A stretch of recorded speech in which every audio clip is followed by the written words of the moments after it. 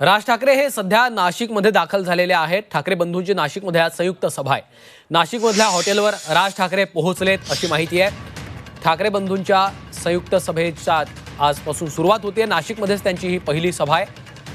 राज ठाकरे सध्या या सभेसाठी नाशिकमध्ये पोहोचल्याची माहिती समोर येते। हॉटेलमध्ये राज ठाकरे थांबलेले आहेत आणि त्यानंतर आज ठाकरे बंधूंची ही संयुक्त सभा नाशिकमध्ये पार पडणार आहे। त्यामुळे आजच्या या पहिल्या संयुक्त सभेमधून ठाकरे बंधू कुणाचा समाचार घेतात याकडे अर्थातच सगळ्यांचंच लक्ष लागलेलं आहे। सत्ताधारी भाजप शिवसेना शिंदे गटावर ते कशा पद्धतीने निशाणा साधतात हे पाहणं महत्त्वाचं आहे।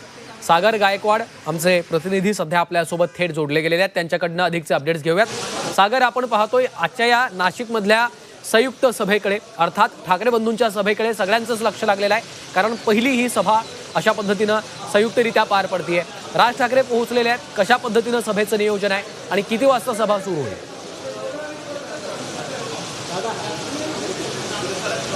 खरं तर नाशिकमध्ये आज ही संयुक्त सभा पार पडती आहे। यामुळे नाशिकमध्ये जी सभेची जी तयारी आपण देखील पाहिलेली होती।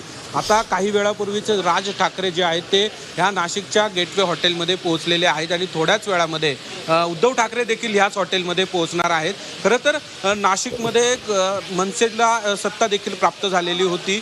40 नगरसेवक, 3 आमदार हे नाशिकने मनसेला दिले होते आणि त्यानंतर कायापलट होऊन भाजपला सत्ता मिळाली होती।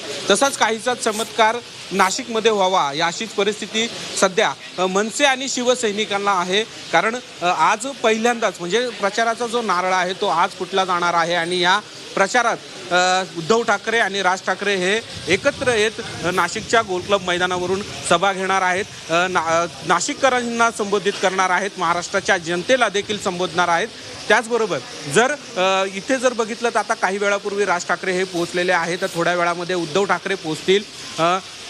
आता तरी सध्याच्या परिस्थितीमध्ये ग्राउंडवरती जी आहे ती मनसैनिक आहे, शिवसैनिक पोहोचता आहेत। राज्याचं देखील ह्या सभेकडे लक्ष लागलेलं आहे आणि आता काही वेळामध्ये उद्धव ठाकरे देखील पोहोचल्यानंतर दोघंही राज ठाकरे आणि उद्धव ठाकरे दोघंही एकत्र हे सभास्थळी पोहोचणार आहे आणि सभेस्थळी नेमकी जनतेशी काय संवाद साधतील, संदेश काय, मतदाराला काय आवाहन करतील हे पाहणं आता महत्त्वाचं असणार आहे। अर्थातच सागर, आजच्या त्यांच्या भाषणाकडे या सभेकडे आपलं लक्ष असेलच।